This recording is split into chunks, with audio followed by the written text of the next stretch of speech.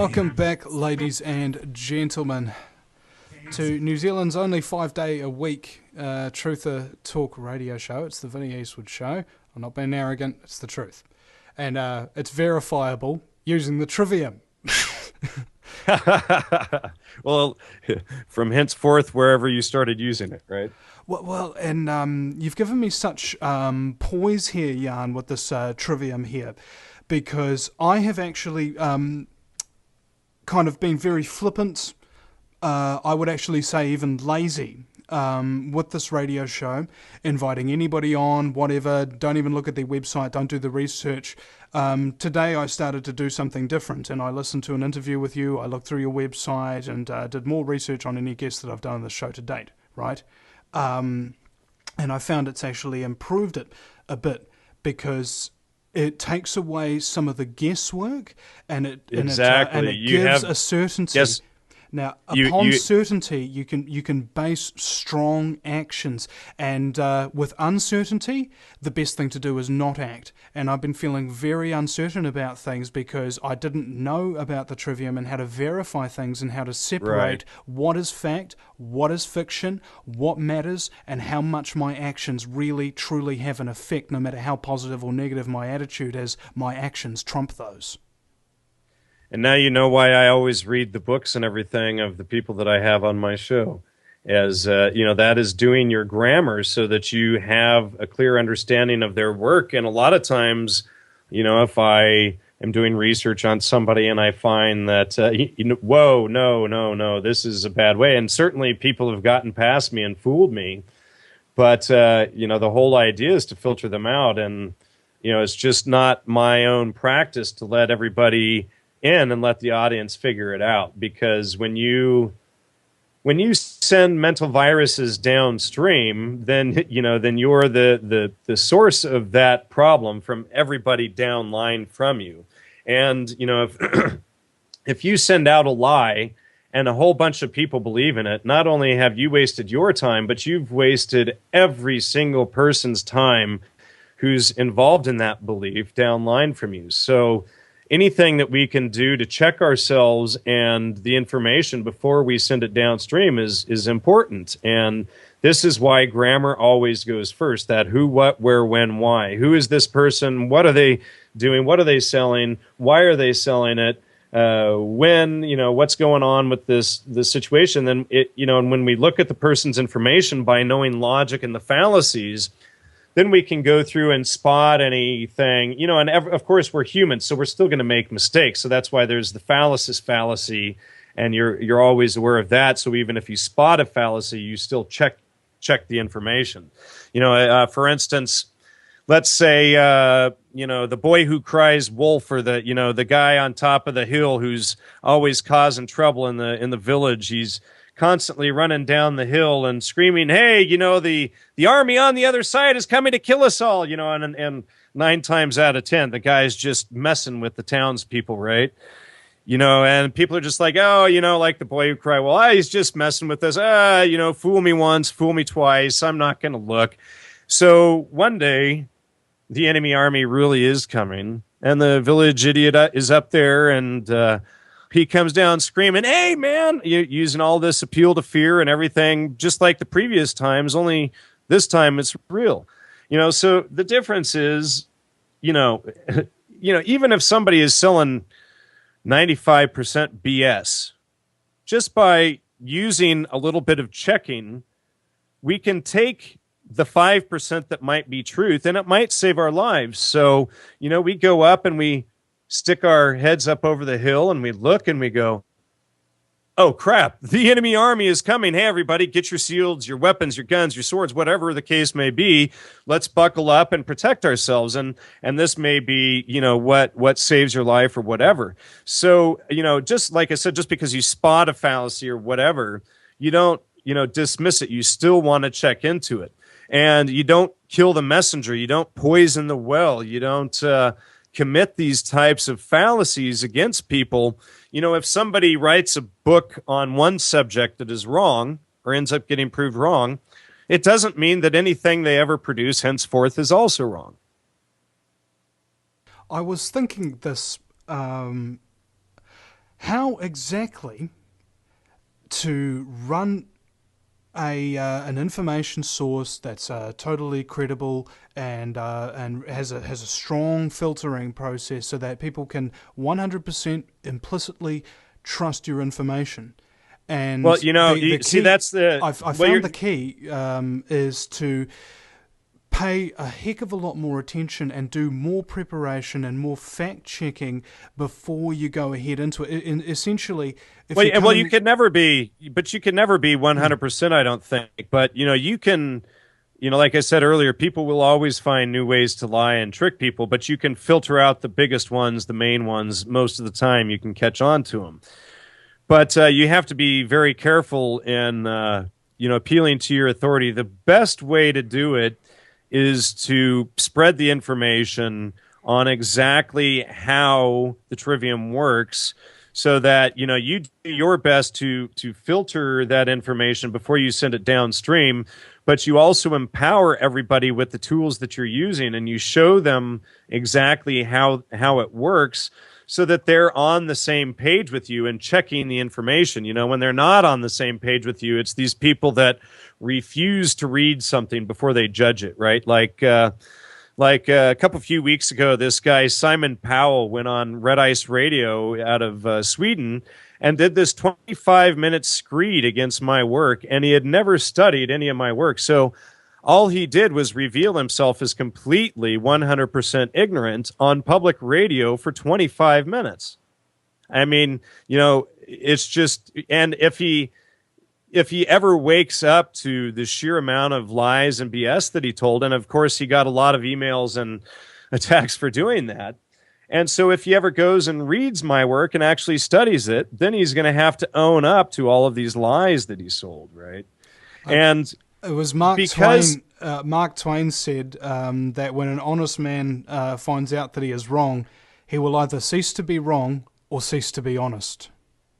Exactly right. And and it's like, this guy Simon Powell, the first sentence of his book starts off with all these quotes of Einstein, and it's ironic because Einstein is quoted as saying, as I put on the very first page of my Holy Mushroom book that Simon didn't read, condemnation without investigation is the height of ignorance. Right? So this is the key theme. Again, it's putting your grammar, your who, what, where, and when before your why. Okay, so it's, you don't condemn something until you've spent a few minutes looking at it. Once you know the fallacies, if somebody is using an appeal to ridicule, ha ha ha, that's a conspiracy theory, or, an ad hominem, you're a conspiracy theorist, or, an appeal to belief. Oh, do you really believe that these people would do something like that? Do you think that that is really sane? Are you just, woohoo? So when you see people using these types of tactics, these are fallacies, they're lies, and that should automatically trigger you to look into that information past this smokescreen.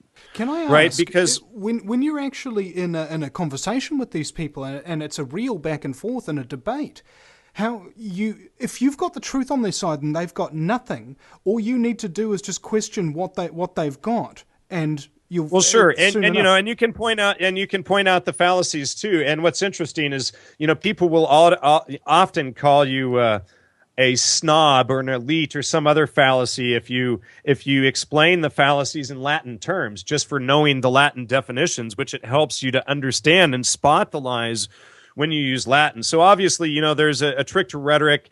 I tend to prefer the hard approach. Others tend to prefer a softer approach with people. Like, if, I'll explain to somebody, just read the research and go through the citations and show me point by point how it's wrong. Don't just say, oh, that's wrong because ha, ha, ha, ha. And then when I ignore their comments, then they say, oh, well, you're not taking feedback. It's like, well, you didn't even study the work. How do you even know my work to give feedback on it? What possible value could you give to something that you didn't spend the 5 or 10 minutes to look at first? Your response, your quote-unquote feedback is entirely emotional and completely 100% irrelevant to anything I wrote.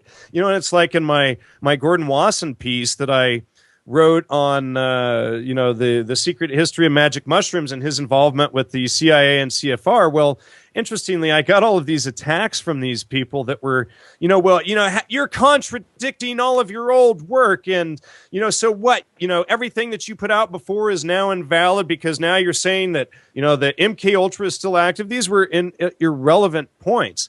But what people failed to notice, because they didn't even bother to read the paper, was that it was dedicated to the mushrooms in the conclusion of the Wasson paper.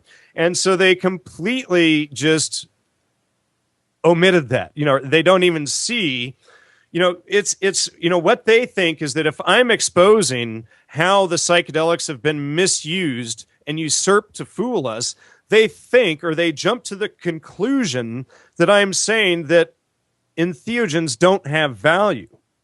So, there's a total disconnect there. These are two separate issues here. And so, just because I'm pointing out that people with ill intentions can misuse them and fool you with them and get you into all of this new age positive thinking stuff so that you're not balanced, that is a completely different issue than saying, yes, which is what I am saying, which is, yes, they do have value, but use them in tandem with the Trivium so that you have a systematic way to check the information that you're going through. And, in all honesty, to me, the proper application of the Trivium is the same as the full-blown psychedelic experience. In other words, you see through the illusion that's put in front of you, and you exactly. You and so truth. It's like, hold on. Let me make a point here. So when you have that psychedelic experience, that full blown out of body experience, where you can, you come down the next day and you're coming down and you say, I just need to hang on to all of this so that I can remember it all and see it and all of the clarity that I had here, so that I can bring that back into my daily life. And then you wake up the next morning and you've forgotten the whole thing, right?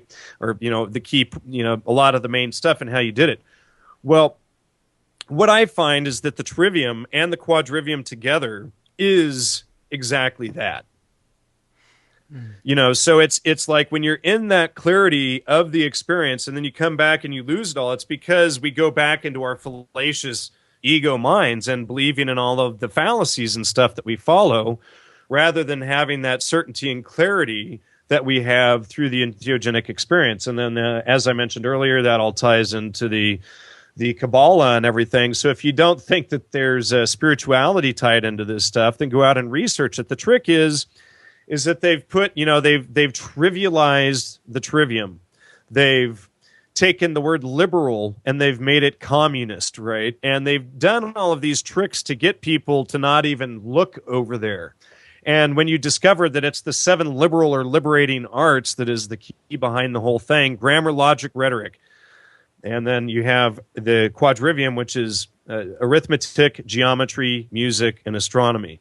Now, arithmetic is number in itself. Geometry is number in space. Music is number in time. Astronomy is number in space and time. So all of these together gives you a systematic way to go through and check things out in reality. The mathematics, the measurements, all of this different stuff that they don't want us to think that we have the ability to do, and then put these quantum physics ideas in front of us.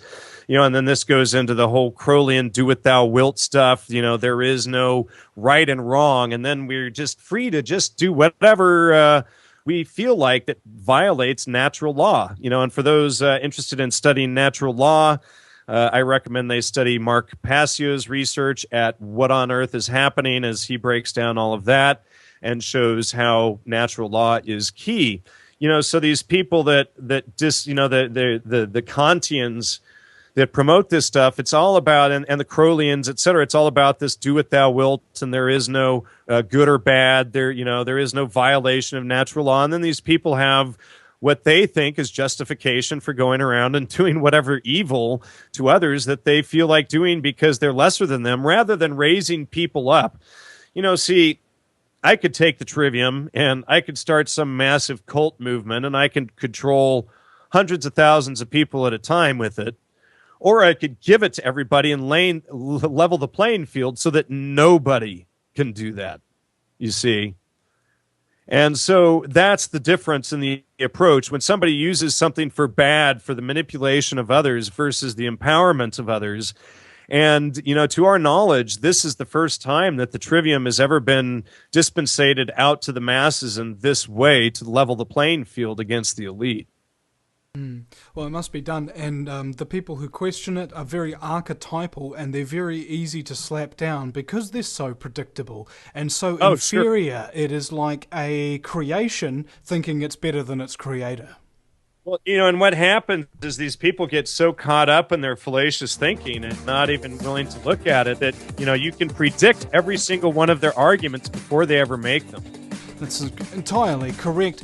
And this is what I don't understand about a lot of people who try to be in this movement. You know that morons are going to give you stupid, phallatical, moronic answers. Then why don't you come up with some preset retorts, baby? We'll be right back after the break. No matter where you live, globalism affects you.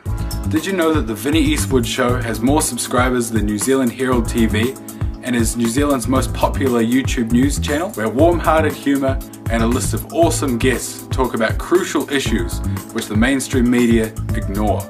A show where you, the listener, can phone up with questions, comments and suggestions of guests. Vinnie is building a hub to connect truthers with raw information they need to become active. He can help you gain further skills such as website building, producing audio and video, and creating revenue streams in your own multimedia environment. Because Vinnie supports such a wide range of people in the truth movement, he is not government or corporate backed and relies entirely on your donations. Give now, give generously, or subscribe for $10 a month for access to ad-free video archives. Just visit thevinnieeastwoodshow.com and click donate. If you take an active interest in maintaining the optimum health and well-being of yourself and your family, the New Zealand Journal of Natural Medicine is the magazine you've been waiting for. Having taken Australia and New Zealand by storm, the New Zealand Journal of Natural Medicine is now available in the UK and Europe. Visit www.nznaturalmed.co.uk or call 01626 337 531 to order your copy now.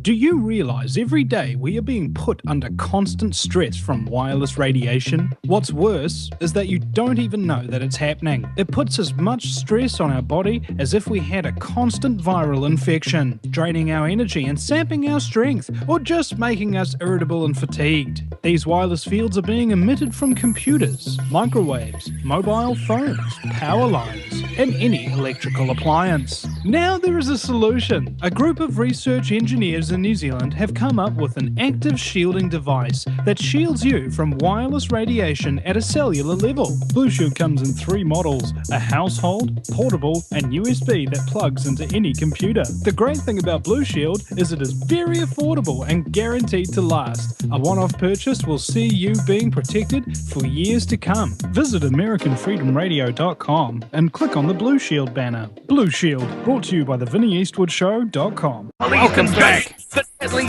sneak parroting puppet gangsters. Welcome back, ladies and gentlemen, to the Vinnie Eastwood Show. The most cackle-generating 2 hours in conspiracy. Scare the frick out of you with the Truth Talk Radio. My very special guest, Jan Irvin. We've only got 1 segment left. Are there any topics that you kind of don't normally go into on air because people get real judgmental and angry about it, or is it just a free for all? Or is it just a free for all because you got the Trivium to protect your ass? Well, I mean, usually I don't hold off from any topic, but there's some that I'll shy away from. I think that the whole Zionism issue is a key issue that gets so involved in politics, and our politicians just blindly supporting anything that Israel does. And recently California passed a law that it was illegal to say anything against Israel. So, I mean, even reporting the truth about the state of affairs and politics in Israel as if that was illegal about any other country is somehow illegal. So, I mean, when you make something illegal to talk about, it's obviously that there's something there to hide and to cover up. I mean, you don't hide things, you don't occult things if you're being honest and upfront. And so... I think that is something that needs more attention in a lot of people's eyes. I think Joe Atwell's research, whom you had on recently, his research needs a lot more attention. And I think if people study that and the Trivium and also the Quadrivium and the higher arts, they'll be able to protect themselves from a lot of this stuff and just completely neutralize it. And like I said earlier, once we neutralize by being able to recognize the fallacies and stop believing in the false beliefs in religions and government, then, it just completely disempowers them. So, it's reaching out one mind at a time. It's empowering them with critical thinking, who, what, where, when, why, and how of the ancient classical trivium and quadrivium. And I should mention most of the ancient philosophy is written based on the, around this trivium and quadrivium too. And essentially the trick is that, the elites create their separate layer of understanding in this stuff by the masses not having the trivium. That's why it was the 7 liberating arts. You had the mechanical and servile arts that were taught to the general masses and slave class, and then you had the liberal or liberating arts that were taught to the upper class. And still today, the trivium and quadrivium are taught in the Ivy League schools, although it must be with some irrational twist because these people come out of there still, using it all for sophist power, and then, they intermix it with Kant and this stuff about, I'm there unfamiliar is no good with the word sophist and Kant. Right. Well, sophist, it comes from...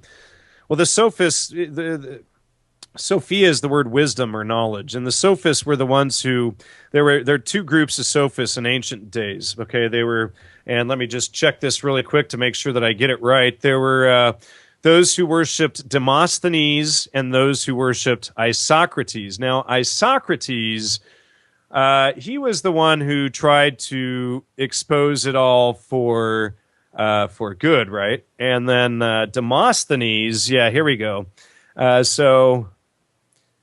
Yes, the 2 branches are Isocrates versus Demosthenes. And then Demosthenes, he dies in 322. And, so part of the 322 Skull and Bones, and I think Marty Lee has some new research that goes into some of the mathematical basis of that as well.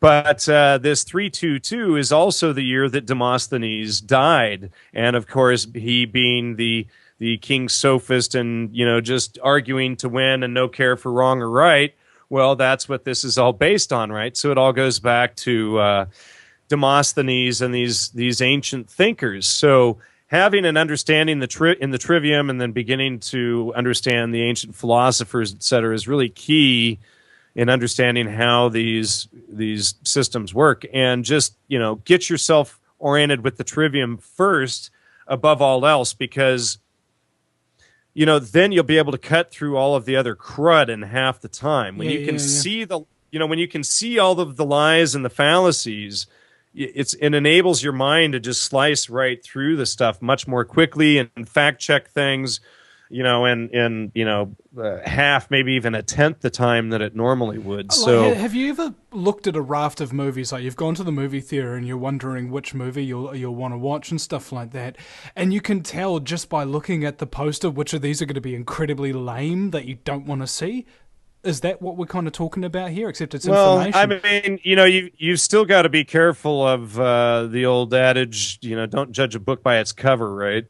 So you would need to do more grammar on that. At least spend a couple of minutes reading a wide array of positive and negative reviews, and that way at least you've done some grammar on it, and you're at least getting other people's feedback on it. It's not your own direct 5 cents knowledge, but by incorporating enough people's 5 cents knowledge, you can get the gist that way if it's something that you want to follow through with. So, it's just like if you go to Amazon.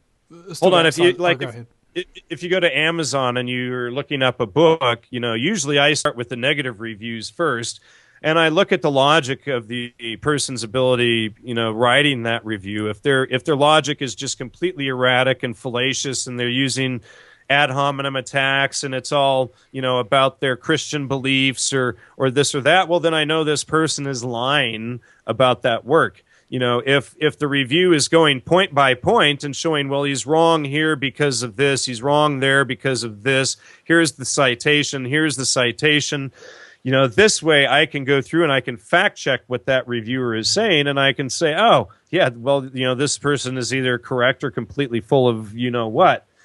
And so, this way, we can have a good foundation or understanding. But even then, if you're doing research on a topic, even if somebody is, again, 95% full of crud, that if you go through and read it or study it yourself regardless, you may get a little nugget out of it that helps you on your own progress.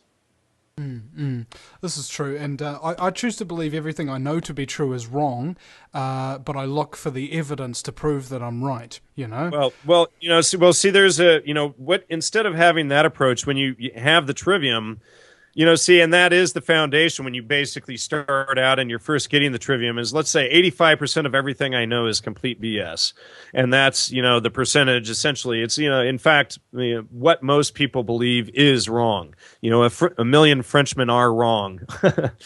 And so, and just starting from this and then removing the fallacies from our own thoughts, then we start catching our own beliefs. We can, I need to fact check this belief.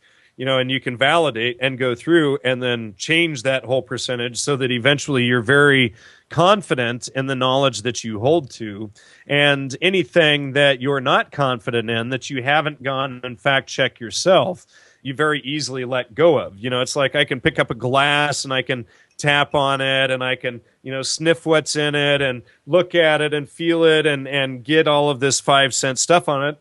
And I can set it down and not be emotionally attached to that glass, right? And so that is really the whole idea. It's, whenever you take in an idea, you pick it up, you analyze it, you compare it, filter it through all of the logical fallacies, your knowledge database, see what more knowledge needs to be gathered on it, and then once you've verified it, you either keep it or you toss it, and you don't stay attached to it. It's just like that. And once we realize that we have false beliefs, if we just allow our egos to rest and just disconnect, then we can let the information go and just accept that, yeah, it's okay. We've all been fooled. We are all the slave class, and once we realize, and one of these days, I own slavesanonymous.com, and one of these days I'll do something with it, right? But once people can just accept that they're a slave, this is going to be the first step in healing their hearts and minds. It's so funny you should say that, because just yesterday I was explaining to a mate of mine that I'm a slave. And he says, no, you're not. You're doing all this. No. I'm a slave, man. I still have to work to survive. I don't have any real freedom. It can be taken away from any minute, just like any ordinary slave on a frickin' plantation, man. And until we're free, entirely don't pay your taxes, see what happens. Yeah, exactly. You're not free. You have the illusion of it. Yeah. And the entire voting mechanism is there so that you once a year or once every couple of years walk into this booth and you think that you've done your civic duty and that is your illusion of freedom, that one little vote right there.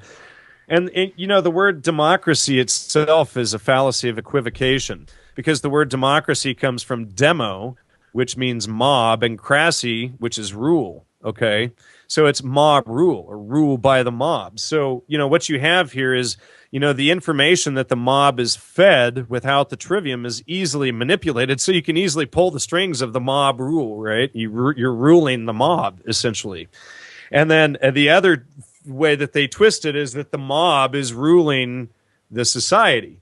So it's really a double edge there on what the word means. It's a complete equivocation fallacy. So once people catch on to this idea, that democracy, is mobocracy, and that a republic is a representative form, but even all of these are a false belief in this state and giving the power of authority to someone that you don't have in the first place, which you can't give. You can't, if you don't have the right to steal, you can't vote for somebody else to have the right to steal either. That's right. And the reason why the education system tells us nothing really of use that we retain is because if you empower people, you can't control them. And they have to keep control of you in the classroom at the very least at that point. Jan, Irvin, ladies and gentlemen, gnosticmedia.com. Thanks for coming on with us today, mate. It's been my absolute pleasure and an honor and various other nice adjectives. Well, thank you. And that's GNOSTIC media.com. And they can also check out my other website, We don't have time. triviumeducation.com.